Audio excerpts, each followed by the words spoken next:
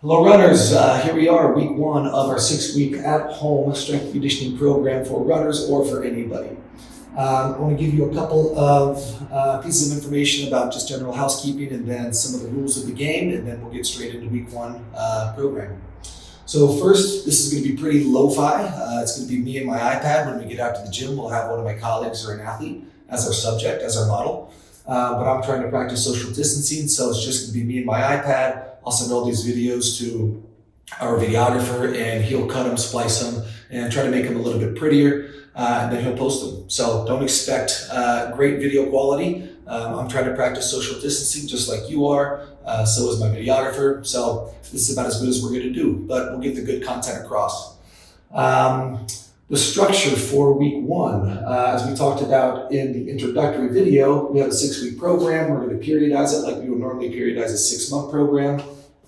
Week one and week two, we're working at the bottom of the pyramid, foundational work, which is just general strength, kind of around joints, general flexibility around joints and throughout the entire kinetic system, balance, running posture, coordination, proprioception. So these are going to be the elements that we focus on in week one. So we're going to have 4 different sections to the workout today. And those are going to be dynamic flexibility. That's what we're going to start with. Then we're going to go into some isolation hip strength work. We're going to go into some core strength work, just some basic core strength work. And then we'll go into a little bit of balance and running postural work at the very end. I'm going to want you to do this program at least 2 times over the course of the week. If you want to do it 3 times, feel free. If you feel like you can do it 2 times, but then you don't have enough time to do it a 3rd time, but you still want to get in some work, then maybe pick the exercises that you found most difficult the first 2 times that you did the week one program. Because we're in week one and because we're working on foundational exercises, these are going to be pretty basic, kind of fundamental exercises. They're not totally fun, they're not totally sexy. They're not going to be very, very complicated, but they're still going to be challenging as long as you make them challenging. And I know that the assumption for a lot of people, if you follow your favorite runners on Instagram, is that they do a lot of really cool heavy strength work and really cool power work and a lot of jumping and agility work. And yes, they do, but my athletes also do a lot of this work as well, but that never makes it to their social media. Every time that I have one of my runners who wants me to take a video of them doing something so they can post it on their social media, it's some of the really cool strength work, really heavy strength work, or the power work. They never ask me to take a video of them doing a clamshell or a hamstring stretch, but they're doing it. They're doing it multiple times a week. So just because you don't see them doing it on social media doesn't mean they're not doing it. I make my runners do it. So a lot of the stuff that we do in week one and week two and through the entire 6-week program are exercises that a lot of my runners are currently doing now at the top level of running. Rules of the game. Number 1, work up to your body's capabilities. So we want you to challenge yourself, but we don't want you to strain. So stay within your own capacity, listen to your body. If you need to take a break, take a break. If you need to do less reps than I suggest, then take less reps. My intention for this program is to capture a broad section of the running population. So people that might not have done a lot of strength work in the past to people that have done quite a bit of strength work. So listen to your body. We're not going to do anything terribly complex over the 6-week program. We're also kind of limited because everybody's going to be in their house. We don't have a lot of equipment. But try to scale things appropriately based on what you feel like your body is ready for and what you feel like you need. Rule number 2, make sure that you're doing things appropriately. There's no magic in any one exercise. The magic is in doing exercises correctly, so that you're starting to try to counterbalance your own imbalances, and you're trying to create more appropriate motor programs, stability strategies, so that translates into your running mechanics once we get into more functional-based exercises. I'm going to be giving you cues over the course of the program that I do with one of my colleagues. And these cues are based on what I see as kind of traditional faults that a lot of people make, that a lot of runners make. So listen to my cues. If you feel like you're somebody making one of those faults, then try to correct it based on the information that I'm giving you. Rule number 3, if it's hard for you, then it's probably something that's targeting something that you need. If you feel particularly tight in one stretch or particularly weak in one strengthening exercise, then listen to that and take note of it. Because if that exercise doesn't make it into week 2, you might want to just automatically bring it over from week 1 into week 2 because you know that you need it and you know that you need to prioritize it. Last rule of the game is have fun. We're all in our house. We're all probably deprived of some social contact. But this gives us an opportunity to kind of band together, work on a program together, and preoccupy our time and get strong, flexible, and a little bit more fit in the process. So have fun, good luck. Here we go. All right, dynamic flexibility. We have about 10 exercises. We're going to do each one for about 20 to 30 seconds. I'll give you cues as we go. First one is knees to chest. You're going to stand up nice and tall. Pull the knee to your chest. These are all dynamic and rhythmic. As you pull the knee to your chest, make sure that you're pulling your knee to your chest and not your chest down to your knee. That's one fault that we see people do quite a bit. So make sure that you keep your torso nice and tall. Keep your core nice and strong. Keep your shoulders back. Another thing, make sure that you don't pull so hard that you pull yourself backwards. So same concept, keep your torso nice and tall, keep your core nice and strong. So we're gonna do this for about 20 or 30 seconds. Then we're gonna go into heel pulls. So we're gonna grab your foot, pull your heel back to your butt, hold for a second, and then switch. Same concepts for all of these exercises. Make sure that everything from the pelvis up stays nice and long, nice and strong, nice and stable. Make sure that as you pull the heel to your butt, you're not pulling so hard that you're pulling your pelvis into an anterior tilt. So try to keep your core strong, to keep your pelvis in a neutral position so that when you pull, you're getting a stretch through the front of the leg. If you don't get much of a stretch just by pulling, then you can start to pull your knee back behind the plane of the other knee to get a little bit more of a stretch. We're going to work on this for 20 or 30 seconds. Staying nice and tall. Next will be a crossover stretch. So we're going to cross one leg over the other leg. We're going to reach down, hold for a second, and then we're going to come back up, and we're going to switch. We'll do a couple of these, then I'll give you a little bit of a variation. Cross the leg, stretch down. Think about keeping the back as flat as you can. She's a little bit rounded up through here. So try to keep your back nice and flat, hinging through the hips, getting a stretch through the hamstrings. You'll likely feel a bigger stretch through the back hamstring than the front hamstring. That's okay, that's what we're targeting.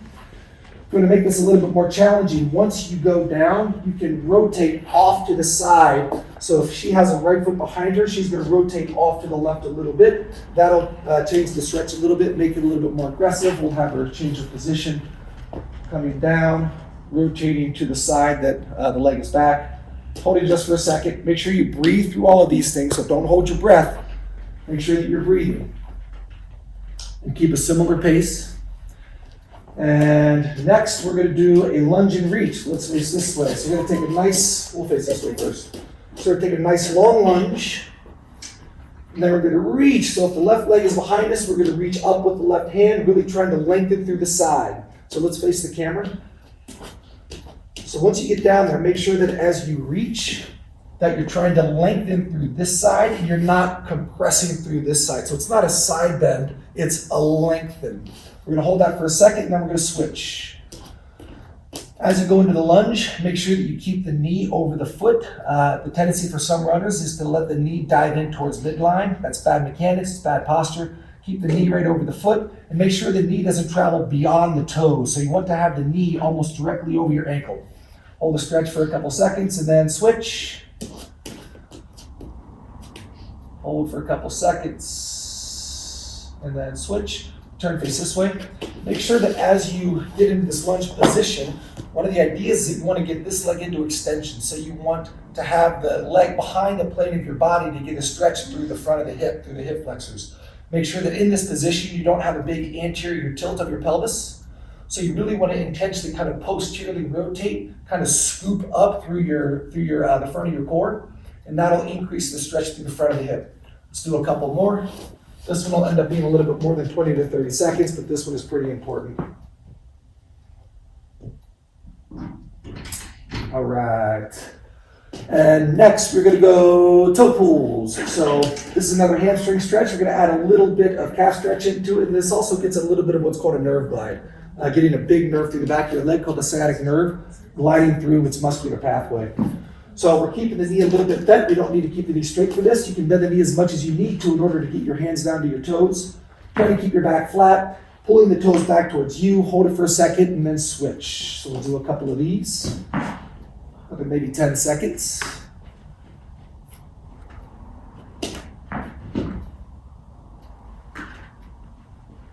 And we'll do one more each side. And as she's coming up, she's kind of lengthening through her torso, reaching the arms up high in the air.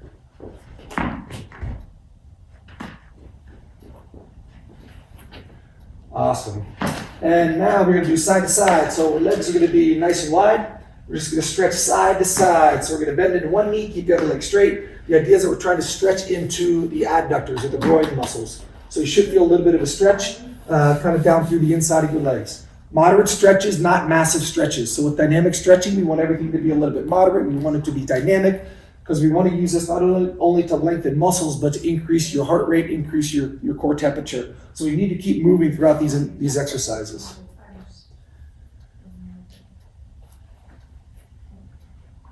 We'll do a few more. And then we're going to do a wall stretch. So you're going to find a wall. You're going to put your toe up on top of the wall. The heel stays on the ground. And then you're just going to bring your pelvis in towards the wall a little bit. This should give you a stretch down the back of your calf. You might also feel a little bit of a stretch in the hamstring. Hold for a second, and then you're going to switch. You're just going back and forth. So keep that toe up high on the wall. Keep the heel down. Bring the pelvis into the wall, and you'll get that stretch. We'll do this for 20 to 30 seconds.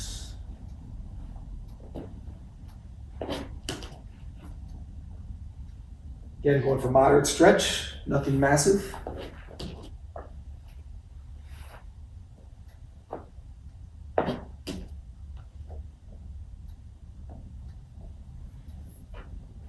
And next, we're going to get on our side. So you're going to lay on your side. You're going to make sure that your hips are stacked, so the hips aren't forward, the hips aren't back, the hips are straight up and down. They're going to stay there the entire time. You're going to bring your knees up so that there's about a 90-degree angle between your torso and your femur, and about a 90-degree angle between your femur and your lower leg. Knees stay stacked, pelvis stays straight up and down. You're just going to roll back, trying to get the shoulder down towards the ground. Take up as much motion as you have. Don't force it. You're going to hold for a second and then come back forward. Make sure that you're breathing. It's easy to hold your breath with this one.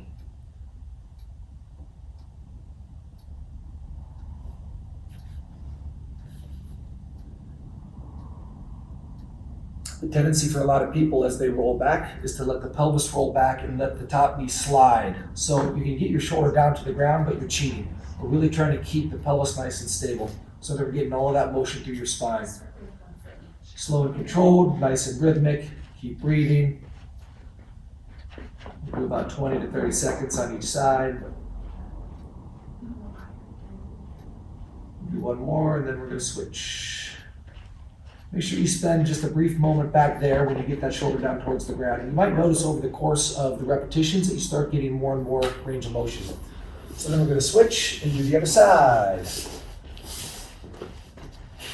Same position, hips are at 90 degrees, knees are at 90 degrees.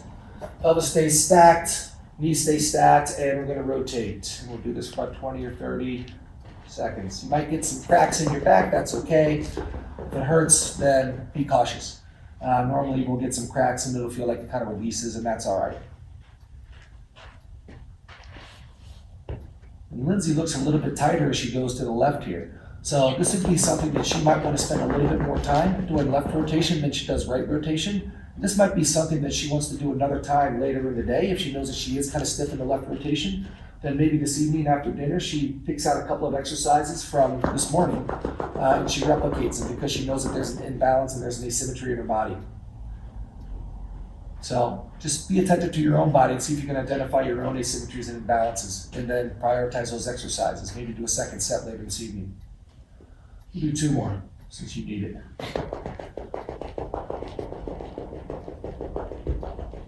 And good work. Next exercise, we're going to be on our hands and knees. So this is another spinal rotation flexibility exercise, but also adds a little bit of strength. So your knees are about shoulder width apart, your hands are about shoulder width apart. We're going to have one hand behind the neck. Let's put the right hand behind the neck. And then we're just going to rotate up through your torso, trying to get the elbow up toward the ceiling. And hold for a second and then come out of it. So you're going to feel like this is giving you some effort kind of through the muscles in your back, maybe the muscles through your torso, maybe the muscles behind your shoulder blade. And that's okay. So this is also a strengthening exercise, not just a flexibility exercise.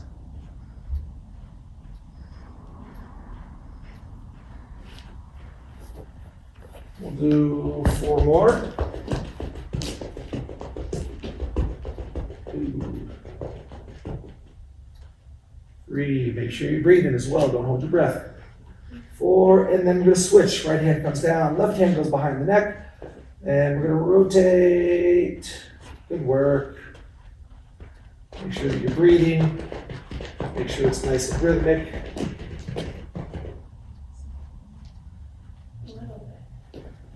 It's more like the backside of my.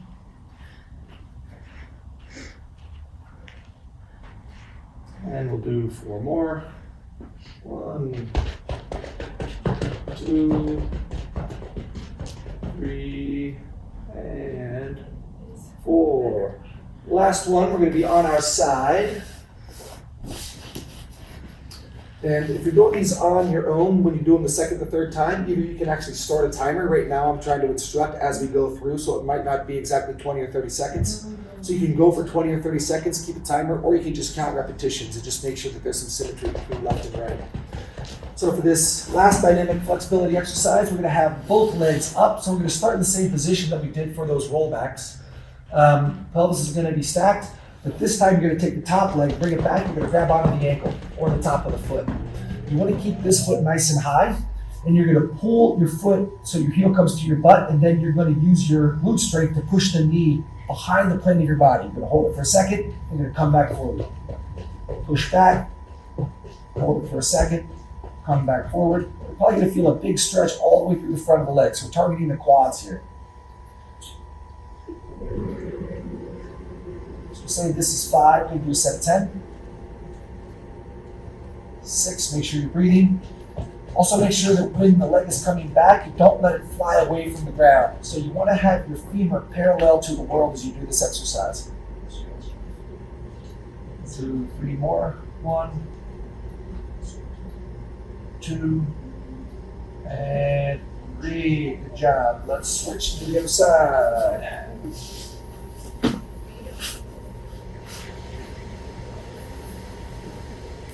And what I do a lot of times with my athletes when I'm working with them is I'll stabilize their foot like you see me right here, and I'll assist them and I'll grab their knee and their ankle and I'll push back until they tell me they have a good stretch. Tell me when. So I'll assist. I assist with some of these exercises. This is one that we end up doing quite a bit. And I almost always, if I'm working one-on-one, I'll assist them and give them just a little bit more of a stretch with the front of the leg. Just makes it a little bit more effective. But certainly you don't need a partner to do it. You can do it on your own. You catch it? Yeah. 5, 6, 7. And if you're at home and you feel like you can't keep that leg high, sometimes when you pull this leg, everything just kind of wants to go with it. You can always anchor your foot on a couch or a chair or coffee table.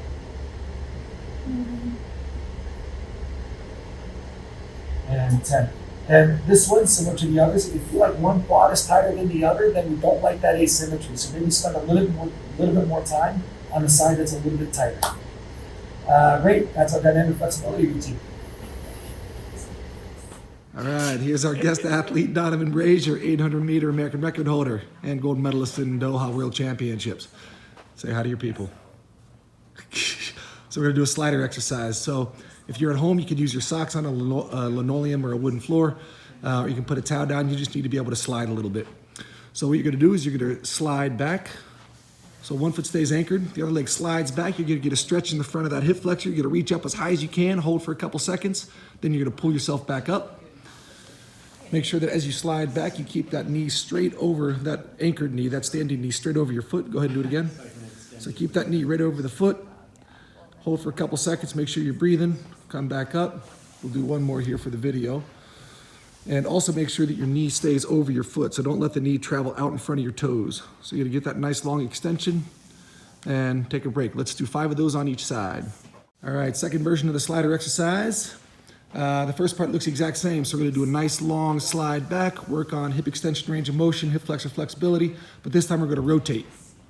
So this time we're gonna rotate over that front leg. So if the left leg is forward, we're gonna rotate off to the left, do a couple pulses, then come back up.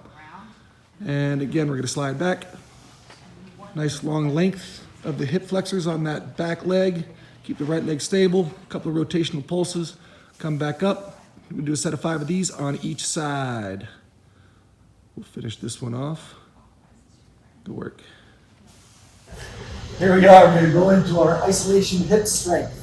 And you should have some bands, so that was the one thing that I said we might need for the home exercise program. If you don't have bands, that's okay. You can still do the exercises, you just won't have as much resistance.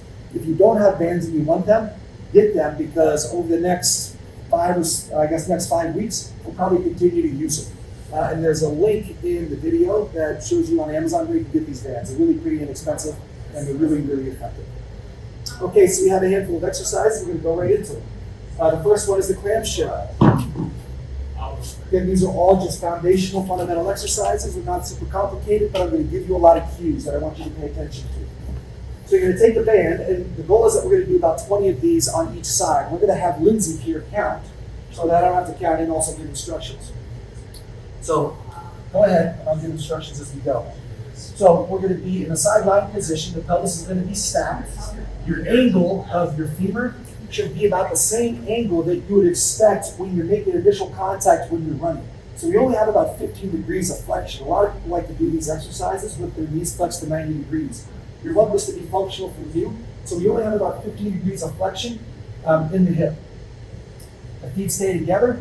Your hand stays on your pelvis to make sure the pelvis stays forward. A very common fault with this is to lift the knee and the pelvis rolls back. You don't want to do that. Pelvis has to stay straight up and down, and if anything, I'd like it to be a little bit more forward. That's going to limit how much motion you have, but it's going to really isolate the work into the deep rotators and the abductors in the back of the hip.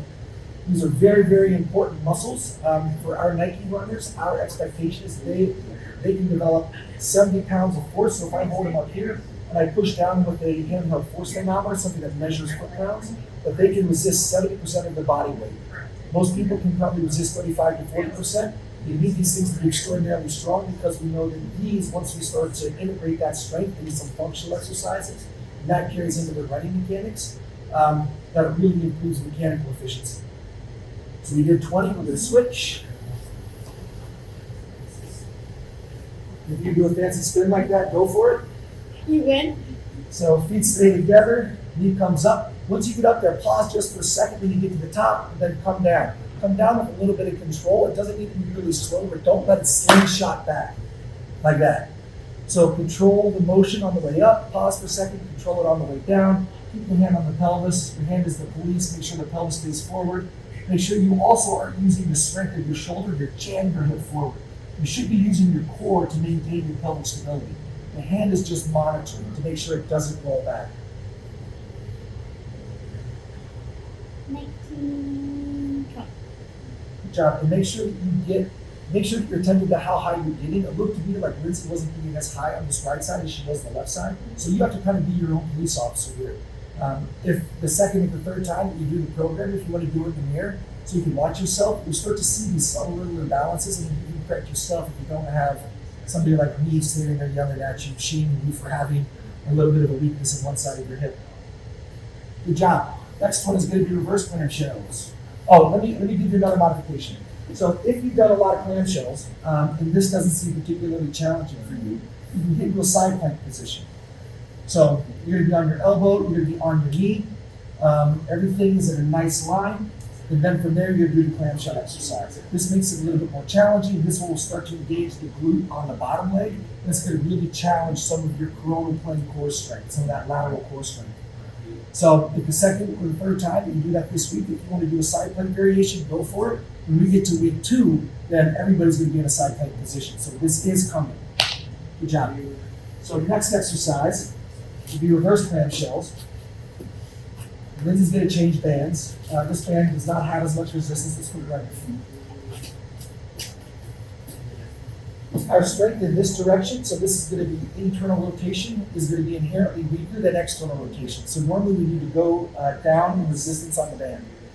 So we're going to be in the exact same position, about 15 degrees of hip flexion. Hand is going to monitor the pelvis, make sure it stays up and down. Core's got to do the work to control the pelvis. Now we're going to have the knee hovering apart just a little bit. So you're maintaining that space, and then the top foot travels away from the bottom foot. This is working on the deep internal rotators in the back of the hip. When we look at the anatomy of hip musculature, if we peel away the big gluteus maximus, we come to these small muscles called deep rotators. It's a whole collection of 8 or 9 of them. And some of them create external rotation, some create internal rotation. Functionally, how these muscles are supposed to work as runners is as soon as our foot hits the ground, they co-contract to create rotational stability through the hip and through the femur. It's really easy to neglect internal rotation strength, but we have found clinically that losing strength in the internal hip rotators increases likelihood of anterior femoral acetabular impingement and increases hamstring vulnerability. So you've got to do the reverse clamshells as well.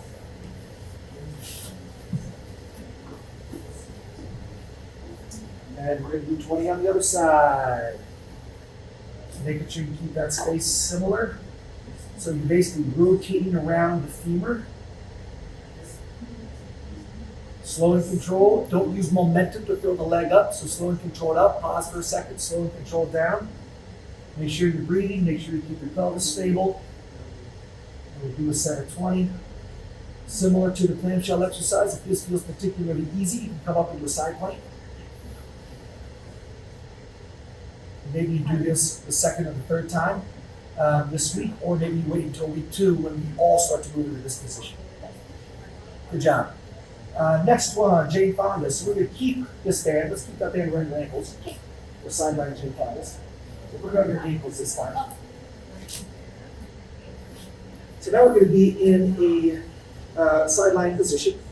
The legs are going to be straight. The bottom leg is going to be a little bit forward, the top leg is going to be a little bit back. So you have just a little bit of a scissoring action of your legs. All of those rules that we used in the clamshells and the reverse clamshells, where the hand is going to stabilize the pelvis, or at least the hand is going to monitor the pelvis, but the core is going to stabilize the pelvis, stay the same.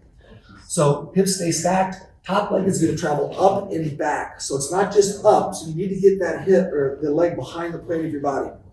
Slow and controlled, we're going to do a set of 20. As your hand is on your pelvis, make sure not only that the pelvis stays forward, don't let the pelvis kind of cinch up into your rib cage. So you want to create some length as well between your rib cage and your pelvis. And all of those cues are going to really help you isolate the muscles deep in the back of the hip that create hip abduction. Do a set of 20 of these. Again, we're going to try to pause at the top for a second before we come back down, and we're controlling the motion on the way back down as well, so we don't let the band slingshot us back into the start position.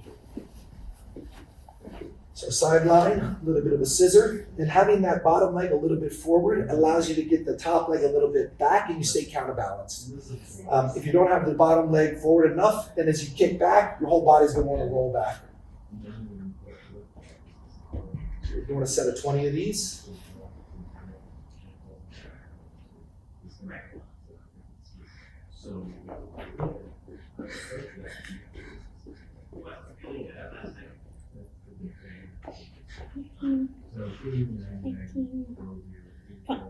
Great. And we are going to take the yellow band off. We're going to put a little bit firmer band on, the same band that you use for clamshells. We're going to use for fire hydrants. So we're going to put the band around our knees.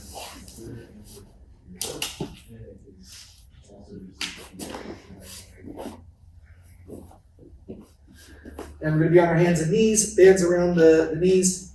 We're going to keep our pelvis nice and stable. I want you to envision that we have a hot cup of coffee right on your sacrum, and we don't want to spill that coffee. So you have to keep everything really stable through here. We're going to kick one of the legs out to the side, kind of like you're a dog urinating on a fire hydrant. That's why these are called fire hydrants. And we're trying to isolate that motion to the hip. And we're not trying to allow the pelvis to really rotate open. So this shouldn't be a rotational core exercise. You should be using rotational stability in your core to stabilize your pelvis and your spine, and then really isolating this into the hips. You should feel this in the back of the right hip if the right leg is moving. You might also feel it in the back of the left hip because that leg is having to stabilize. We're doing a set of 20 on each side. Same rhythm as we're using for all the other exercises.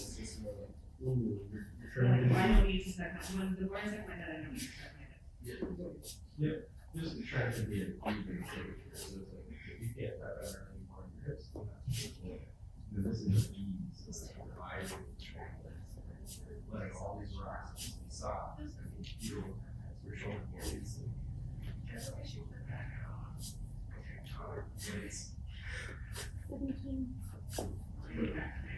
19 and 20. Good work. We're going to take the band off. We're going to do some single leg bridges to work on just pure hip extension, try to isolate the glutes. So we're going to be on our back. One knee is going to be at 90 degrees. The other knee is going to be pulled back towards you. You're going to try to keep your core nice and strong. You're going to make sure that you're breathing. You're going to drive the heel into the ground to lift your hips up into the air. Come up slow and controlled. Pause for a second. Come down slow and controlled. We're going to do 2 sets of 8 on each side. If you feel particularly strong, then feel free to do 2 sets of 10 to 12. But we're going to do 8. Again, the knee is going to be at about 90 degrees. It's on the ground, heels on the ground, toes are up.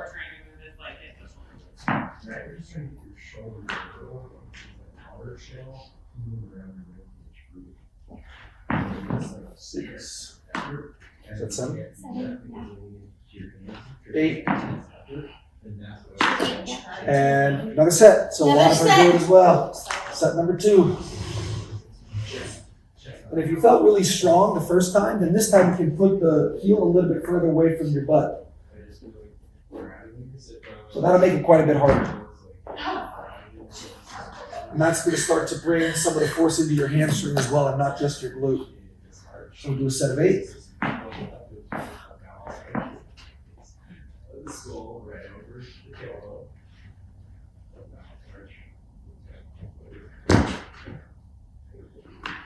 And then we're going to do some double leg hamstring bridges. So she's going to scoot back a little bit. We're going to have the legs a little bit more extended. And the further your heels are away from your butt, the harder it is, because that lengthens the lever arm. And we'll start to get into the hamstrings a little bit more. So we're going to do both legs at the same time. If you feel really strong, you can always try one leg in this really long extended position. But if you feel like you're not ready for that, keep both legs on the ground. So we're going to do a set of 8 to 10. We'll do 8 right now in this position. 7, 8. And then we're going to extend the heels even further. So the knees aren't totally straight, they're a little bit bent. So now you're almost in a plank position. And you're going to drive the heels into the ground to lift the glutes up in the air. And you're going to really feel this even more in the hamstrings. So we're going to do a set of 8 to 10 here as well.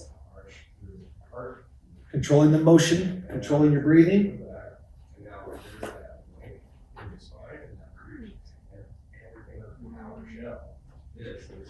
Great. So we're going to do 2 variations of a heel lift. One everybody is probably familiar with, just a general straight leg heel lift. You might want to have a little bit of an elevation, maybe an inch or 2. I don't like doing these over a stair because I don't want you to really bottom out and get a huge stretch at the bottom of the heel lift. So just a little bit of an elevation. Keep the knee straight, lift the heel up in the air. We're going to do a set of 15 to 20 on each side.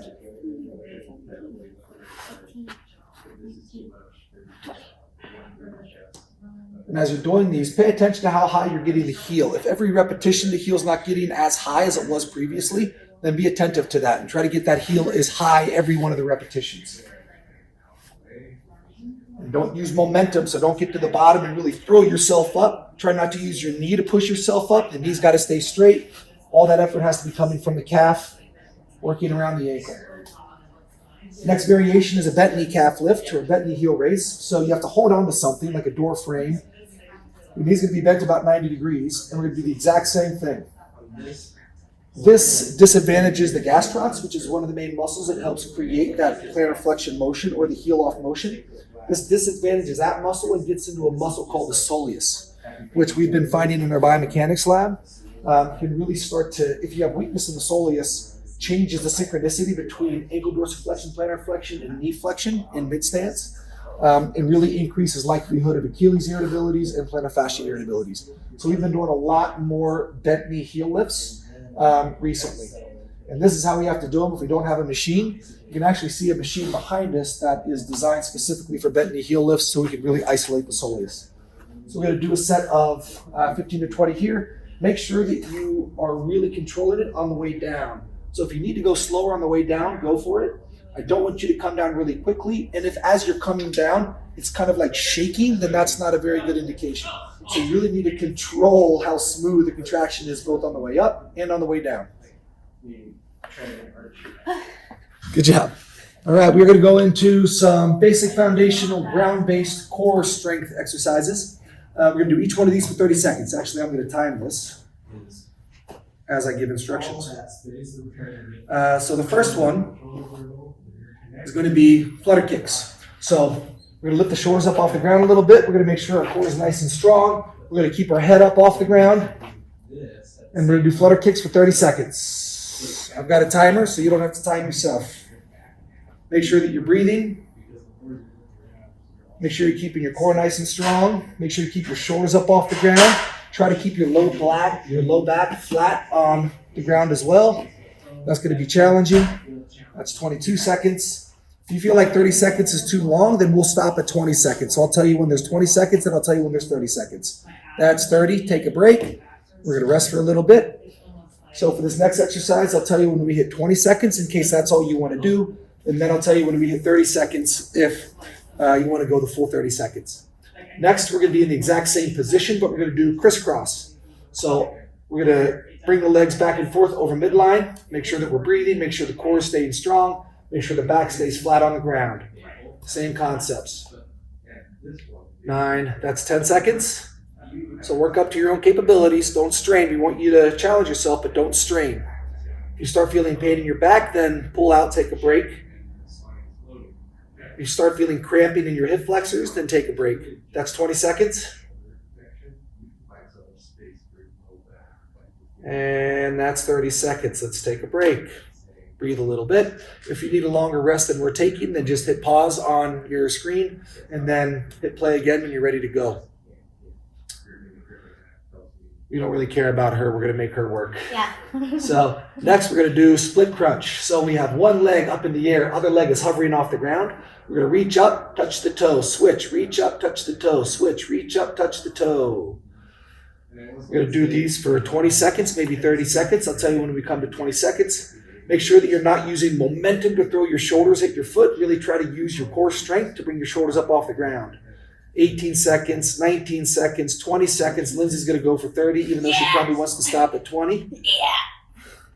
25, 26, 27, 28, 29, 30. Let's take a break. Good job, everybody. And next we're going to be on our side. We're going to do 2 different rounds of side planks. Then I'm going to show you 3 different variations. So first variation is a normal side plank. Let's get up into the side plank. I'm starting the clock. So if this feels challenging, then let's stay there for 20 or 30 seconds. If you feel like you want to increase the challenge, bring the top knee up towards you like you're in a running position. That puts all the load on this bottom leg. It's going to challenge the glute strength a little bit more and your core strength. If you want to do half the time here and when you get fatigued, you stack the legs back up. That's totally fine as well. That's 20 seconds. We'll make Lindsay go to 30 seconds. 27, 28, 29, 30, and we're going to switch and do the other side. So now you know the modifications. If you want to stay in a side plank, we've started the clock. You can stay in a side plank. If you want to bring the knee up, get that knee a little bit higher. Good. That's 10 seconds. Make sure you keep that hip nice and high off the ground, so don't let everything sag. She's starting to get weak, so she might notice that she's weaker on this side.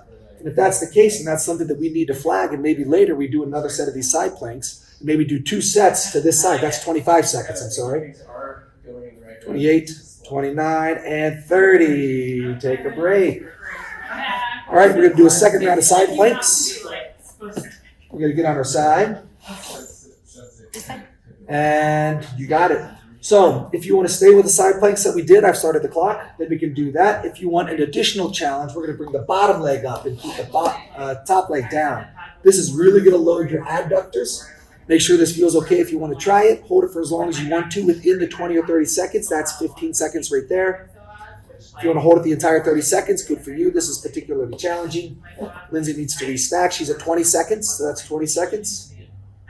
5, 26, 27, make sure you're breathing. 29, 30, and let's switch. Do a fancy spin in between. And if you need to take a longer break, take a longer break. If you want to go right into it, you're going to go right into it. And we're gonna hold. Also make sure that you're straight up and down, so don't let anything roll forward or roll backward. Make sure that you're not folded up like a taco. So make sure that you're not flexed at your waist. Make sure that you're nice and long, nice and flat. That's 16 seconds. Yeah, not too bad. 19, that's 20 seconds. Tried the ball the other day out in the field after like jumping, and I think I 25, 26, 27, 28, 29, 30. Good job. Take a break.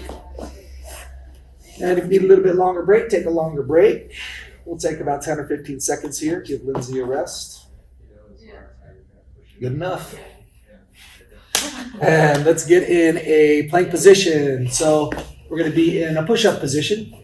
Hands are on the ground, shoulder width apart. Keep your butt down. Make sure your butt's not up really high in the air. Make sure it's not sagging down toward the ground. So you're going to be nice and flat like a coffee table. And from there, you're going to do mountain climbers. So you're going to bring one knee in towards your elbow or in towards your chest. We're going to keep it slow at this point, slow and controlled. Make sure that as you lift one leg up off the ground, that you're not getting the big rotation through your pelvis. So you want to imagine having that hot cup of coffee right there. I forgot to hit the timer, so I'm going to have to guess that we're getting close to 20 seconds. So we'll say that's about 20 seconds.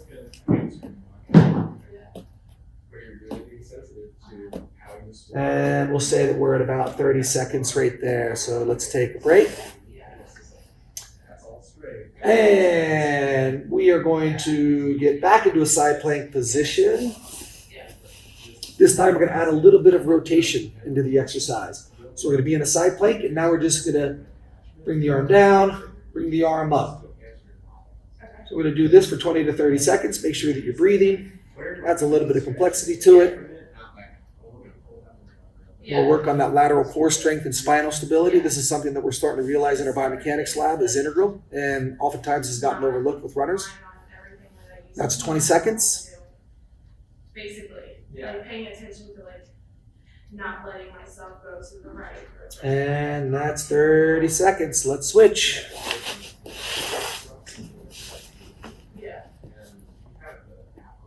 And if you needed a longer break, then take a longer break and then you can catch up with us. Lindsay's going right into it. She's trying to impress the audience. It's all about first impressions. 9, 10, 11. Good work. Make sure you're breathing. Make sure you're staying flat. Don't let the pelvis come down towards the ground. That's 20 seconds. If you need to take a break at 20, take a break at 20. That's totally fine. 26, 27, 28, 29, 30. Good. Take a break. We have one more core exercise for today. In week 2, we're going to replicate some of these exercises, but we're going to start to add to the list. So right now we have 7 core exercises. Next week we might add 2 or 3. The week after that, 2 or 3, until we have a really long core series. That's going to be increasingly harder to get through. So be prepared for that. Last one is plank kickback. So we're going to be on our elbows and toes. Again, make sure that everything is nice and flat. We're going to keep a hot cup of coffee right on your sacrum. And we're just going to do alternating leg extensions for 30 seconds. Make sure that you're breathing. Make sure that you're keeping your pelvis nice and stable. Don't let your butt start to sag down. Don't bring it up in the air. That's 15 seconds. And that's 20 seconds. Take a break if you need to. Lindsay's going to go to 30 seconds. 27, 28, 29, 30. Good work. Good job, gang. All right, we're going to do one balance kind of coordination, stability, proprioception exercise today. And this is very important because this is going to carry on through the next 6 weeks. Runners always have to be on one foot. If you're a runner and you spend time on 2 feet when you're racing, then you're probably not going to win your race. So we have to be really strong, really competent, and capable in a single leg running position. So we're first going to talk about the things that I like to see when we're doing a single leg balance exercise with runners. Then we carry that into an exercise that we call the runner touch. So get into a nice running position. So just watch here at first. If you want to kind of go through this and make the corrections in your own body, then go for it. So we're going to be in a nice running position. A couple of faults that I see a lot is a runner doesn't get their knee very high. So the knee ends up being down here like this. We don't like that. We want the knee to be nice and high. We take that same cup of hot coffee that we've been balancing on your sacrum, and we're going to balance it right there. We want it to be nice and stable. Something else that I see a lot of runners do is they end up leaning back. So their torso ends up behind the plane of their pelvis. We want the torso to be up nice and long. So think about being long through your torso, and think about there being a little bit of a forward lean almost. So the knee is high, your shoulders are back, your torso is almost just a little bit in front of the midpoint of your pelvis, and that should bring all of the weight into your midfoot. So you should feel like most of your weight is in your midfoot or your forefoot, and you're not sitting back onto your heels, okay? So that's your strong position. Lindsay's probably already getting fatigued. Yeah. So that's where we're gonna start the exercise. Once we're really comfortable with our running position, then we're gonna bend down, and we're gonna touch a water bottle or a glass or a cone in front of us. We're gonna come back up, check in with our running position. Spend a second or two here really checking in to make sure that you've hit all those corrections. You're gonna touch, come back up to running position, nice and tall, not leaning back, knees nice and high, weights on the forefoot. We're gonna do 3 sets of 5. So we'll let Lindsay work through these. If you wanna do more, you can do 3 sets of 8. This is a really good exercise. It's gonna challenge your balance, it's gonna challenge foot strength, challenges hamstring length, challenges core strength and hip control, hip strength. This really ties a lot of things together. So now we're getting a little bit more functional. We're getting a little bit more complicated. We're getting less standard deviations away from running. And everything that we just did previously with some flexibility, with core strength, with hip strength, with all the strategies that we were working on to correct some of the faults, all of those then make this exercise that much more useful. Because then we can start to take all of that awareness, all of those new motor programs, all of that strength that we're developing in hips and core, and integrate it into something that looks a little bit more like running, which ultimately is going to influence your running mechanics more.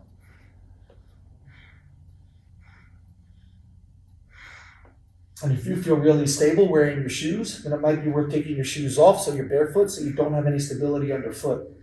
If you still feel like you're really stable, you need more of a balance challenge, then get like a folded up towel, like a bath towel, and just put it under your foot to add a little bit more instability. You want to challenge yourself. You don't want to make it so hard that you're falling all over the place, but you want to make it hard enough that you feel like the balance portion of the exercise is really challenging. Make sure that you're making this a hip hinge more so than a squat. So do one where you flex through your knee, Lindsay. Whoa. So try not to make it a squat, try to make it a hinge through the hip. I'm doing it correctly. There we go, good. So she's starting to lose balance in her foot, she's getting fatigued. I got one more set on each side. One more set each side. And if you feel like you're not ready for 3 sets, then stop with 2, that's fine. As I said, we want to challenge, but we don't want to strain. We have plenty of time over the next 6 weeks to build off of what we're working on today.